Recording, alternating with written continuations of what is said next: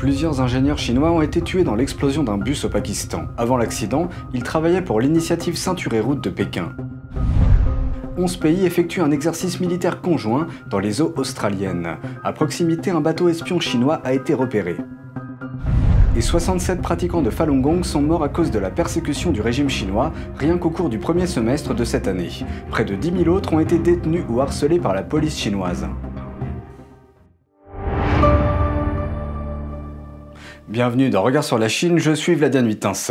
Avant de commencer, je vous rappelle que nous disposons d'une nouvelle chaîne YouTube sur Internet, NTD Actualité. Je vous invite à vous y abonner pour regarder les news. Plusieurs ingénieurs chinois travaillant pour l'initiative Ceinture et Route de Pékin ont été tués dans l'explosion d'un bus au Pakistan. Ils travaillaient sur un projet de barrage à proximité, entre autres. Plus d'une dizaine de personnes, dont des ressortissants chinois et des soldats pakistanais, ont été tués dans l'explosion d'un bus dans une région reculée du nord du Pakistan, mercredi 14 juillet. Selon plusieurs sources, le bilan pourrait s'alourdir. Il n'a pas été possible de déterminer immédiatement si l'explosion était due à un engin placé en bord de route ou à un objet placé à l'intérieur du bus. L'inspecteur général Moazzam Jah Ansari a déclaré que le bus avait plongé dans un ravin. Des démineurs étaient sur les lieux et la police enquêtait sur ce qui, selon lui, ressemble à un sabotage. Pékin a condamné l'explosion et a demandé au Pakistan de punir les auteurs et de protéger la sécurité du personnel, des institutions et des projets chinois. Un responsable administratif de la région de Hazara a déclaré que le bus transportait plus de 30 ingénieurs chinois sur le site du barrage de Dazhou dans le Haut-Kohistan. Le projet hydroélectrique de Dazhou fait partie du corridor économique Chine-Pakistan, qui est un plan d'investissement de 65 milliards de dollars.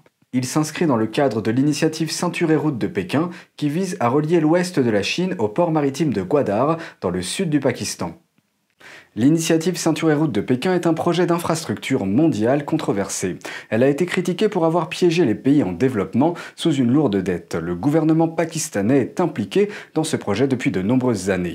En 2020, il a signé des projets d'une valeur de 11 milliards de dollars avec Pékin. Au début de l'année, le journal The Economic Times a rapporté qu'à cause de ce projet, le Pakistan croule sous les dettes envers la Chine. Il est de retour. Un navire espion chinois a de nouveau été repéré dans les eaux australiennes, près de Queensland, en Australie. 11 pays y effectuent un exercice militaire conjoint depuis mercredi dernier. Il s'agit de l'exercice conjoint biannuel Talisman Sabre, dirigé par l'Australie et les États-Unis. Le Japon, la Grande-Bretagne, la Nouvelle-Zélande et le Canada y participent également. Cette année, la Corée du Sud s'y joint pour la première fois. La France, l'Inde, l'Allemagne et l'Indonésie seront observateurs. Cet exercice semble avoir attiré l'attention de Pékin. Ce dernier a envoyé un navire chinois de collecte de renseignements, le Tianwanqing, qui se traduit par Uranus, pour, semble-t-il, surveiller la situation. Le même navire s'est également montré près de précédents exercices militaires australo-américains en 2019. Le Premier ministre australien a déclaré à la station de radio australienne 2SM qu'il se méfiait de la présence du navire pendant que le pays accueillait l'exercice conjoint. L'exercice aura lieu jusqu'au 31 juillet et impliquera 17 000 soldats. Les activités comprennent des débarquements amphibies, des opérations maritimes et des combats aériens. Récemment, les relations entre l'Australie et la Chine ont été mises à rude épreuve. En effet, l'année dernière, Canberra a demandé une enquête indépendante sur les origines du virus du PCC, connu sous le nom de Covid-19. Pékin a rapidement riposté en imposant des restrictions sur des milliards de dollars d'exportation australienne. Un nouveau rapport sur le nombre de victimes des violations des droits de l'homme en Chine. Au cours du premier semestre de cette année, 67 pratiquants de Falun Gong sont morts à cause des persécutions du Parti communiste chinois. C'est ce qu'indique le site d'information sur le Falun Gong Minghui.org basé aux États-Unis. Les données publiées sur le site indiquent également que près de 10 000 pratiquants de Falun Gong ont été arrêtés ou harcelés par la police chinoise. Ces incidents se sont produits dans presque toutes les provinces et régions du pays. Le plus âgé d'entre eux a 94 ans, le plus jeune seulement 12 ans. Près de 800 d'entre eux ont plus de 65 ans et plus de 100 d'entre eux se sont vus retirer leur pension. Les personnes touchées viennent de tous les horizons de la société. Fonctionnaires, professeurs et enseignants universitaires, médecins, avocats, journalistes, ingénieurs, policiers, étudiants et femmes au foyer. Le Falun Gong est une pratique de méditation spirituelle qui enseigne les principes fondamentaux de vérité, compassion et tolérance. Le régime communiste chinois a supprimé le Falun Gong depuis 1999. Il craint que sa popularité ne favorise la libre pensée et la moralité, des valeurs qui contredisent le régime communiste. Au fil des ans, le régime chinois a fait volte-face sur la question de savoir s'il prélevait les organes des prisonniers exécutés pour les vendre. Un témoin oculaire affirme que cela ne s'est pas produit par hasard, que le régime a créé une industrie sophistiquée. Et Pékin pourrait utiliser ce système contre d'autres groupes. Depuis des décennies, les autorités chinoises prélèvent des organes sur des prisonniers exécutés et les vendent à des patients. Les militants des droits de l'homme et les experts médicaux condamnent depuis longtemps cette pratique. Mais le régime chinois n'a pas voulu le reconnaître jusqu'en 2005. C'est alors que sont apparues des allégations encore plus graves, selon lesquelles Pékin prélève de force des organes sur des prisonniers de conscience. Un tribunal indépendant faisant autorité en la matière affirme que cette pratique se poursuit encore à ce jour. Aujourd'hui, un témoin oculaire sort de l'ombre. Il explique à NTD comment les autorités chinoises ont mis en place une industrie sophistiquée de vente d'organes venant des prisonniers, souvent sans le consentement de ces derniers ou de leur famille. J'ai personnellement assisté à l'exécution de plusieurs condamnés à mort. Cet homme a été officier de police en Chine. Il a travaillé dans la ville de Jiangzhou, au nord du pays, de 1996 à 1999. NTD l'a rencontré aux États-Unis où il réside désormais. Nous avons caché son visage et déformé sa voix pour protéger son identité. Et après s'être fait fusiller, ils ont été emmenés dans un van blanc qui attendait déjà à proximité. Le van ressemble beaucoup à une ambulance. Ensuite, leurs organes ont été prélevés dans la camionnette. C'est quelque chose que j'ai vu de mes propres yeux.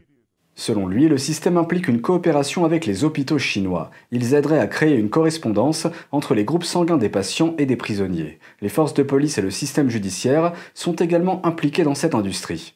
Les juges ont dû informer l'hôpital du lieu de l'exécution, sinon ils n'auraient pas su à l'avance où il se trouvait ni quel organe du prisonnier allait être prélevé. Leur objectif est très clair.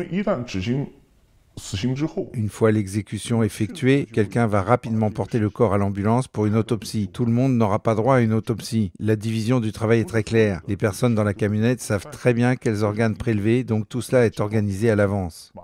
Selon cet homme, les centres de détention qui accueillent les condamnés à mort font également partie de cette industrie.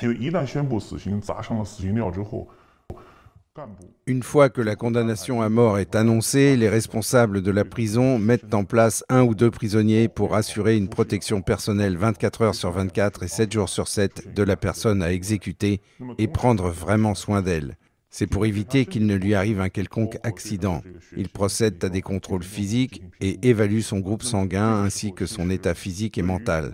Habituellement, à ce moment-là, ils ont déjà une idée de base sur le prélèvement des organes de cette personne. En même temps, ils cherchent un receveur d'organes.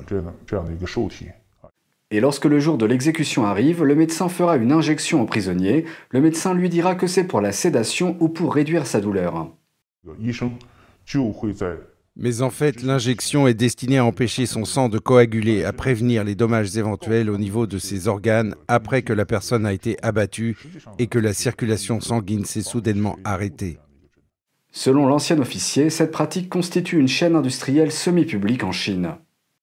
Je suis devenu policier en 1996 et les prélèvements d'organes ont continué jusqu'en 1998, date à laquelle j'ai quitté mon poste. À en juger par la finesse et la fluidité de la procédure sur place, je pense que ce n'est pas quelque chose qu'ils ont commencé 1 an ou 2 ans auparavant. Cela dure depuis assez longtemps. Ils ont formé une chaîne industrielle à partir de cela. Il a déclaré qu'après les exécutions, les corps étaient mélangés ensemble et directement emmenés au crématorium. Les familles recevaient souvent une boîte de cendres qui n'appartenait peut-être même pas aux membres de leur famille et personne n'était au courant des prélèvements d'organes. Les préoccupations éthiques ne concernent pas seulement la façon dont la Chine traite ses prisonniers. Depuis des décennies, de nombreuses personnes en Occident se rendent en Chine pour y subir des transplantations d'organes. C'est ce qu'on appelle le tourisme de transplantation. Comme cette personne interrogée dans un reportage de PBS en 2017. Ainsi, poussé par sa famille et ses amis, il s'est rendu dans la capitale chinoise, Pékin, en 2006. En 1 semaine, il a reçu un nouveau rein. Il dit avoir payé $10 000 pour la transplantation. Et cela soulève la question suivante. Le monde a-t-il facilité le prélèvement d'organes en fournissant des patients et des bénéfices à la Chine ? Jusqu'à présent, seuls Israël, l'Italie, Taïwan et l'Espagne interdisent à leurs citoyens de se rendre en Chine pour y subir des transplantations d'organes. Pékin affirme avoir cessé d'utiliser les organes des prisonniers exécutés depuis 2015. Que cela soit vrai ou non, beaucoup affirment que le régime continue d'utiliser cette pratique pour tirer profit de la persécution des pratiquants de Falun Gong. On soupçonne maintenant que la même approche est utilisée contre les musulmans ouïghours dans la région du Xinjiang.